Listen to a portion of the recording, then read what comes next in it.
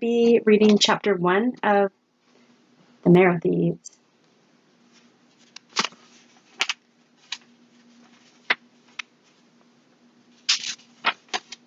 So chapter 1, Frenchie's coming to story. Mitch was smiling so big his back teeth shone in the soft light of the solar-powered lamp we'd scavenged from someone's shed. Check it out. He held out a bag of Doritos between us. A big bag, too. Holy, Mitch! Where'd you get that? I touched the air-pressurized bag to confirm it was real.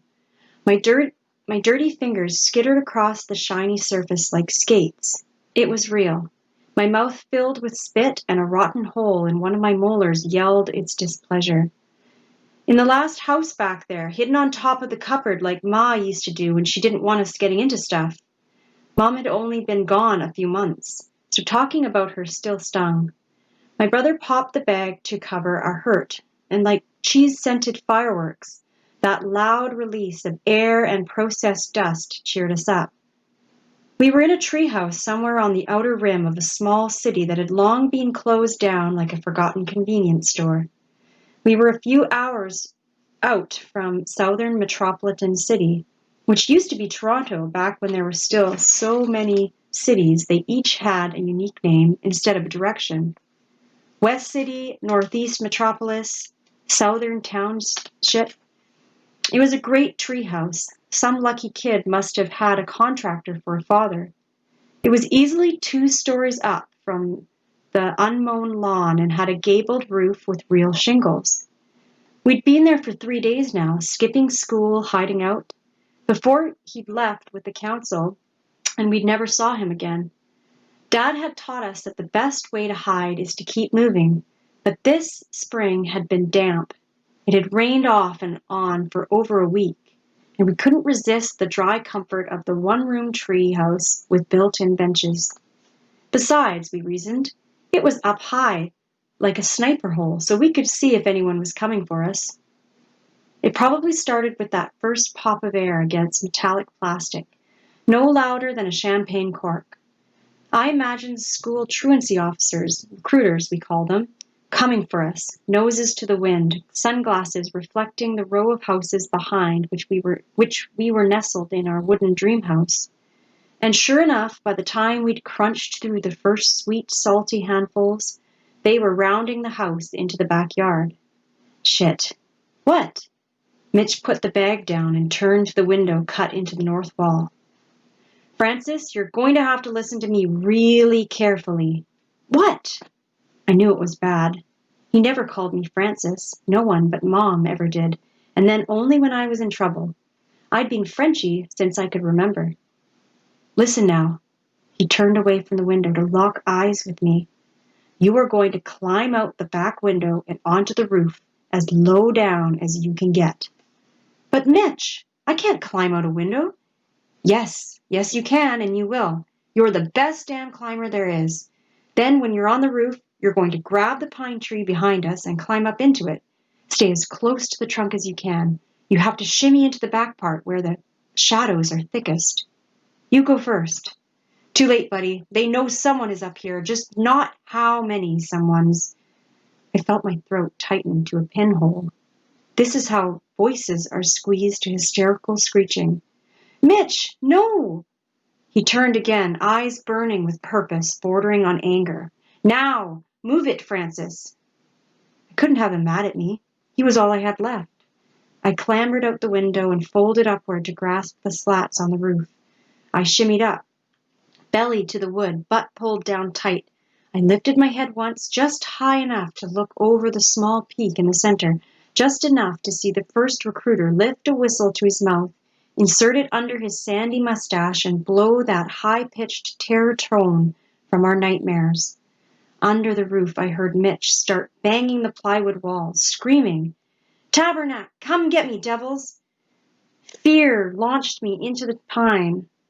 The hairy knots on the sticky trunk scraped my thighs, sweat and skin holding me there. The needles poked into my arms and shoved into my armpits, making me tear up. I pulled my sweaty body towards the other side of the pines, scrapes popping up red and puffy on my thighs and torso. All the while the whistles, two now, blew into the yard. "Come get me, morons!" I saw both of the recruiters now, high-waisted navy shorts, gym socks with red stripes pulled up to their knees above low mesh-sided sneakers, the kind that make you look fast and professional. Their polo shirts were partially covered with zip-front windbreakers, one shade lighter than their shorts. The logo on the left side was unreadable from the distance, but I knew what it said. Government of Canada, Department of Onerology. Around their necks on white cords hung those silver whistles. Mitch was carrying on like a madman in the treehouse, yelling while they dragged him down the ladder and on to the grass. I heard a bone snap like a young branch. He yelled when they each grabbed an arm and began pulling. He yelled around the house, into the front yard, into the van, covering all sounds of a small escape into the trees. Then the door slid shut, and an engine clicked on and whirred to life, and I was alone. I wanted to let go. I wanted to take my arms off the trunk and fold them to my chest like a mummy, loosen my thighs from their grip and fall into a backward swan dive to the bottom. I pulled one hand back and clutched the opposite shoulder. Deep breath. You can do this. The other hand shook as it began to release. The skin of my thighs burned with the extra strain. Soon they too would be unclenched. Deep breath. If I survived the fall, which was possible, I'd be taken to the school with Mitch. This thought was appealing at first, and for a brief moment I had some kind of TV reunion in my head. Me, Mitch, Mom, Dad. But I knew that's not how it would go. A few had escaped from the schools, and the stories they told were anything but heartwarming. There's a man named Migwans who came by council last night, my father had said one night when we were still together. He escaped from one of the satellite schools, the one up by Lake Superior. Dad had bags under his eyes.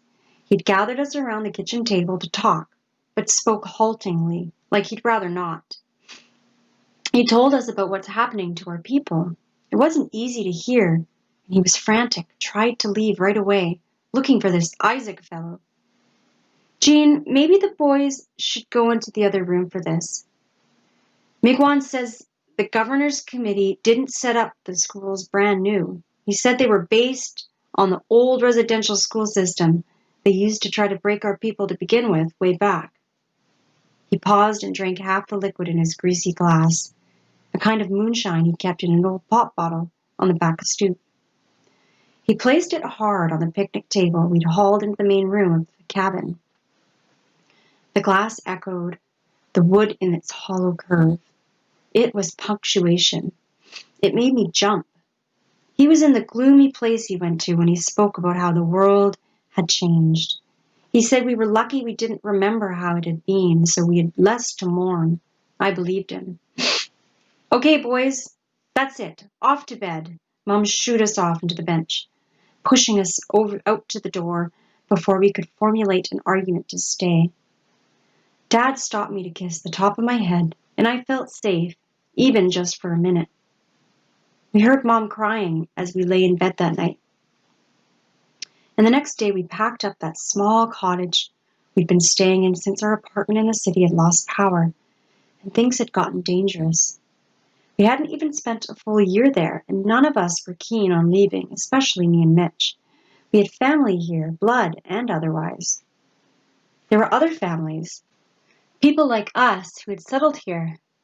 The old people called it the New Road Allowance, and now we were jamming clothes and jars of preserves wrapped in blankets into our duffel bags to move again. I thought about our walk into the settlement from the city. We walk north, Dad had said then. North is where the others will head. We'll spend a season up by the Bay Zone. We'll hole up in one of those cabins up there, and I'll try to find others. We'll find a way, Frenchie. And up north is where we'll find home.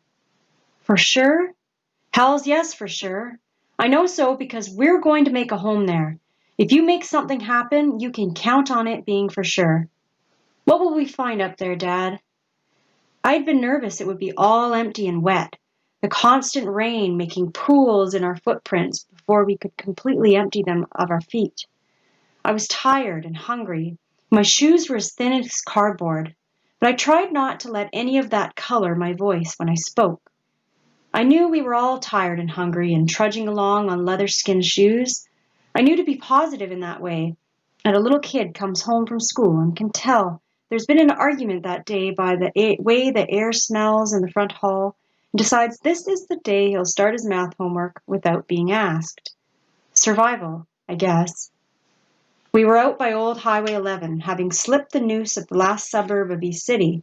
Unlike the smaller city outskirts where I'd later lose my brother, these suburbs were open and vast, a maze of darkened windows and burnt cars and kaleidoscopic boroughs that branched out like a geometric blossom of asphalt and curb and erupting driveways.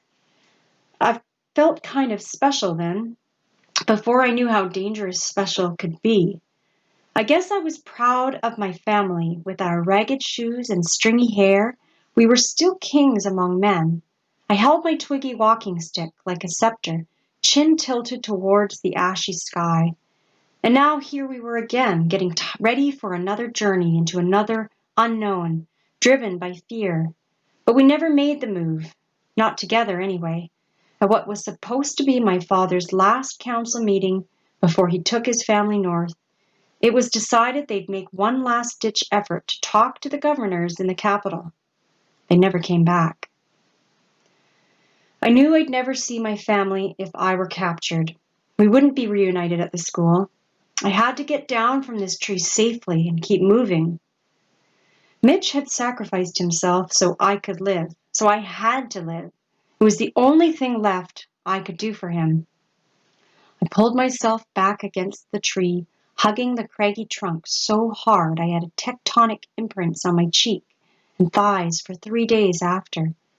I stayed there until the van drove off, until I couldn't hear the engine anymore, until the day filled up with gray, till the gray turned indigo. Then I shook each sleepy limb, each screaming muscle back into service and half slid, half climbed back down the tree to the ground. The landing vibrated into my shins and set my kneecaps loose like baby teeth. I sat there a moment before the memory of the shrill siren of the recruiter's whistle shoved under my feet like slivers. I was almost to the house next door before I remembered to turn back for my backpack and the half-eaten bag of chips. The first night I kept going, running when I could, crawling against every surface that offered a shadow. I even pissed on the run, dribbling on my duct-tape boots. The morning after, when I was truly alone in the bright of day, I was all panic and adrenaline.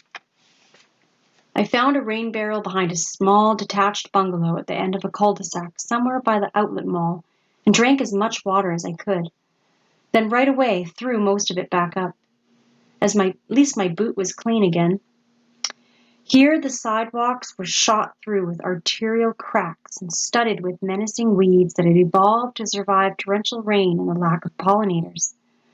Wildlife was limited to buzzards, raccoons the size of huskies, domestic pets left to run feral, and hordes of cockroaches that had regained the ability to fly like their southern cousins.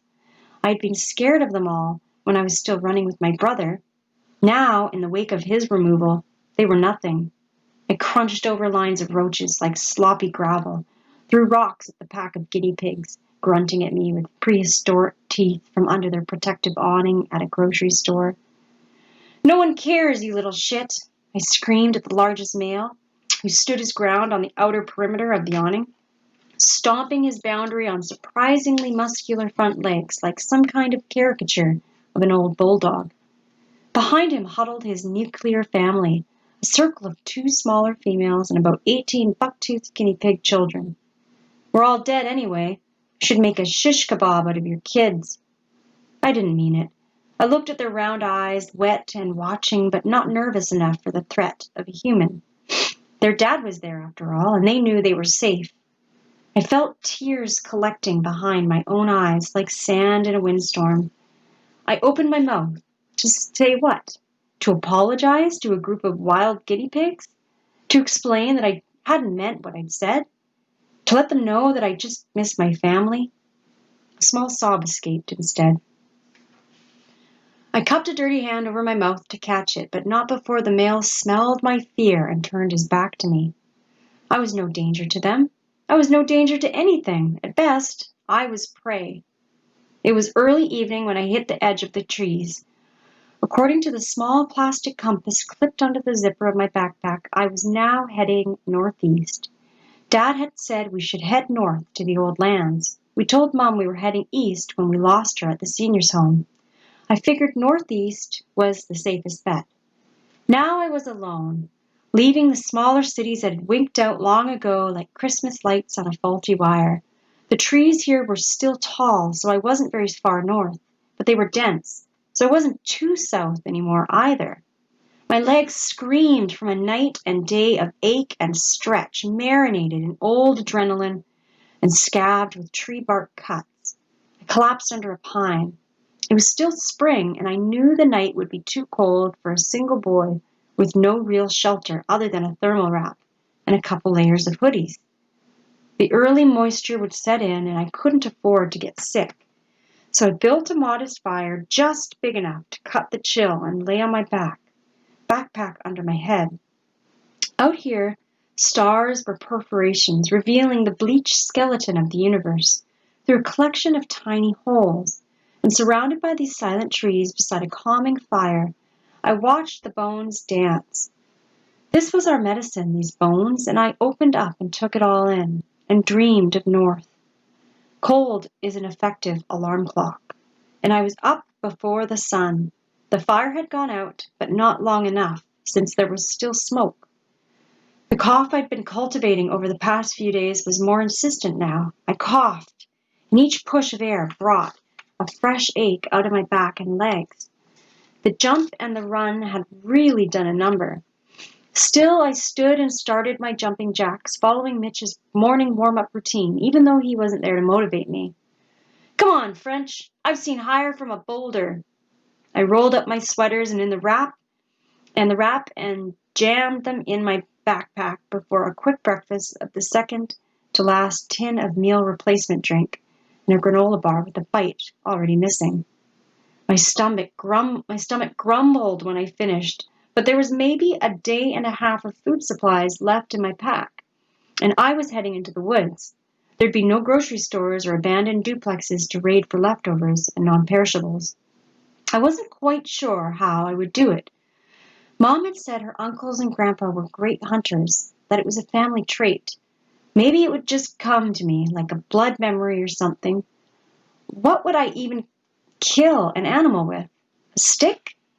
I started back north, keeping my eyes to the ground for animal tracks with no idea of what I would do if I actually saw some, or if I would even recognize what animal made them. By the time the sun reached center stage, a punctuation mark in the cloud-lined sky, I was miles into the woods. The trees were denser, the ground less manageable, and the wildlife, judging by the sounds and smells around me, had changed. I stopped in a small clearing, filled with tall grasses and low bushes. It was the thud of my heart against the hollow bowl of my stomach that made me eat a cluster of dandelion weeds grown to waist height. They weren't bad. I added them to my available and edible list and clomped on. The plastic compass pressed into my palm now like a toy talisman. I kept trudging north. You have to try to keep the goal in your head. You can't let what's not here, what's missing. You can't let that slow you down. Mom was trying to give us a pep talk on top of the seniors' home in a small city on our last night as a trio. But with a monotone voice and that far-off look she'd taken on since Dad had left with the Lost Council, it was hard to take in the message. Her words fell in between the sheets of rain like downed planes, defeated, useless. Mom, here. Mitch held an open can of artichoke hearts he'd just grilled with a lighter. You need to eat. She ignored him. There were generations in our family where all we did was move, first by choice, then every time the black cars came from town and burned out our homes along the roadside. Now the cars are here again, only now They're white vans, and I can't run that fast. Not fast enough. Never fast enough. Mom, Mitch spoke louder, but still gently. I was huddled against the side of the gazebo, peering through the wooden lattice on the lookout for recruiters. You haven't eaten all day. You need to eat. Her eyes stayed fixed away from her eldest. The smell from the lake here was nauseating. Once this was a popular city, being right on the water. Now this lake, like all the industry-plundered Great Lakes, was poison, and a tall fence blocked it off from the overgrown streets. We hadn't been here more than a day, so the smell was pungent for us. We breathed into bandanas and built shelter from the stench with plywood and a tarp. Mitch tried a different tactic with Mom. If you don't eat, you won't have the strength to take second shift tonight. Something flickered on her face. She reached out, removed one pale heart from the cluster, and inserted it into her mouth like a chore. It was a few minutes before she spoke again. We have to move, my boys. Tomorrow we move, after I do one last forage in the old Friendship Center. Mom, no, that place is a hot spot for recruiters. It's a pretty obvious niche magnet. She squinted her eyes. Oh, now, the officers are long done with that place. There's no Indians left in this part of the city anyway. I'm just going to look for a few things we'll need once we get past the city and into the bush. It'll only take me a minute. She reached out for our hands and squeezed them, breathing deep and full like a prayer, chewing her bottom lip like penance. The next day she left before we reheated artichokes for breakfast. And then Mitch and I were on our way. I was stumbling, another night asleep in the open. This time I didn't have enough strength to rebuild the fire that had been rained out while I fitfully slept. My muscles ached, my belly rumbled, my heart hurt. I tripped over an above-ground root, bent like an arthritic finger, and picked up a limb. The rain started again just after noon, and I sat under a dense pine, nursing my last tin of meal replacement, the last resort tin with the expiry dated from the previous year. There was a sour current through the frothy top notes, but it was all I had left. I hadn't even seen any more damn dandelions. My molars screamed every time a swallow of liquid passed over it. Just this morning I had started contemplating dentistry with a rock. Or maybe I could just fall out of a tree, cheek first. I fell asleep, biting a piece of shoelace, leaning against the pine trunk, wishing Mom would find me. A shiver woke me up. It was almost full dark. My tooth hurt and my ankle throbbed, and I'd spilled what was left of the tin on the ground beside my legs. Oh no. I righted the tin and shook it. Not even a mouthful left. Damn it! I tried to throw it in the woods to make that damn tin pay for my own carelessness. It arched up and hit the ceiling of pine branches above me, slamming back to the ground, not a foot in front of me. I kicked it instead. Jesus, my ankle sang a terrible song like my toothache had sung to my foot. Rot and damp and hopelessness and hunger and fear and anger twisted up in a clamp around my rib cage. I sat back down. I picked up the can and rubbed it across my greasy forehead, back and forth, back and forth. No one to take care of me now. No one to make me move. Where the hell was I going anyway? Where the hell was my mom? Why did she have to go to the Friendship Center? Her eyes that night hollow like an old stump, like the hole in my molar, a true ache. I'm going to die. Saying it out loud was like hearing it from another person's mouth. It made my head well up with tears. I held on to them, precious water. I decided that if I was going to die, I wasn't going to sit there and I wait for the truancy dicks to come get me. I'd die fighting wild animals or swan diving from one of these pines, or of starvation half buried in the drying earth like a partially cremated corpse floating down the old Ganges, before the Ganges became a footpath for heartbroken pilgrims. I stood back up, dropped the can, and shouldered my pack. Onward. I fell a couple of times, tripping over roots sticking out from the ground that was ashy and loose in the thinning earth, washed out from the endless rain. I split my lip on the last tumble and tasted wet pennies and heavy perfume. Should have turned my head to hit my tooth, I thought. I laughed out loud, a desperate sound that made me laugh harder, so that I had to stop, hands on my shaking knees, and wait out the waves of giggles that made it impossible to trudge on. The cough was near constant, stiff and phlegmy, like a sack of bricks slamming against my insides. It made me double over and drool. I broke a blood vessel in my right eye with the hack. The walk was slow with sickness and the limp. I didn't even notice my stomach had pulled itself into a fist till I was being punched by it, nauseous and cold, and now night was falling. No, I couldn't do anything to protect myself from it, so I whined, "Shit, no." I leaned against a knobbly pine, sticky with the sap, and matted the back of my head to the bark, and watched the sky betray me into navy. I slid then, slow and painful, ripping out my hair so that a clump of me stayed pinned to the tree, nesting material for low-flying buzzards. The stars began to rip through the hard skin of dark, like the sharp points of silver needles through velvet. I watched them appear and wink and fade, and I smiled. This wasn't going to be so bad. Maybe the end is just a dream. That made me feel sorry for a minute for the others, the dreamless ones. What happened when they died? I imagined them just shutting off like factory machines at the end of a shift, functioning, purposeful, and then just out. I closed my eyes, just for a minute. The dream came for me right away. Later, I could recall what it had been or for how long I'd been asleep. But when I woke, it was reluctantly. "Put him down over there, right close to the fire. He's breathing all funny. Never mind now, just prop up his head. Wab, go grab that quilt from my bedroll. Ziguan, heat up some water. We'll need to get some liquid into him." Voices. Voices with the pulled vowels and cut lilt of my father. Voices with the low music of my mother. I couldn't open my eyes, not yet.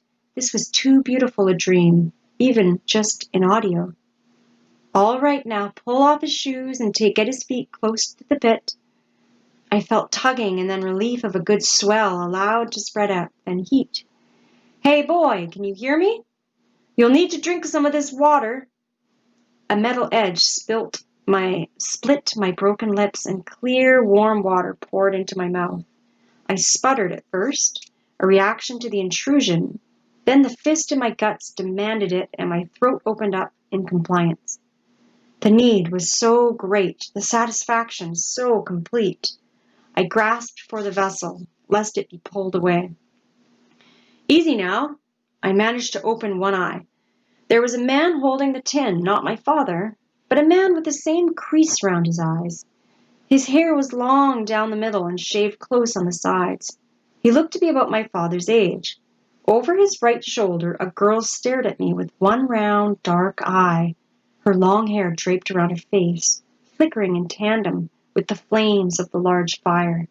She handed a blanket to the man, who tucked it in around me. "Ziguan, get some soup over here. This boy is starved."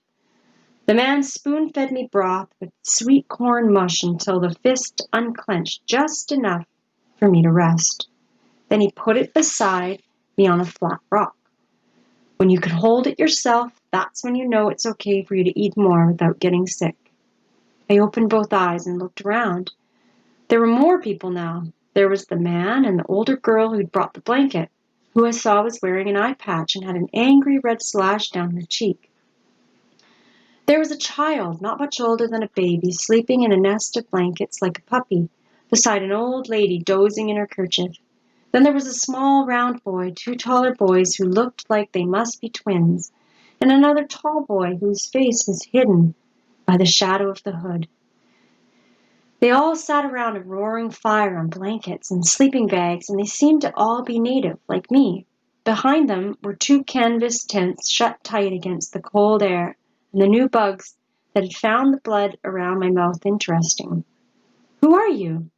Wasn't more than a whisper.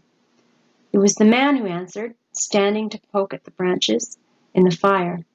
I'm Miigwans. This is my family, but not now. There'll be time for that tomorrow. You need to eat some more of that soup and then sleep. Tomorrow we move.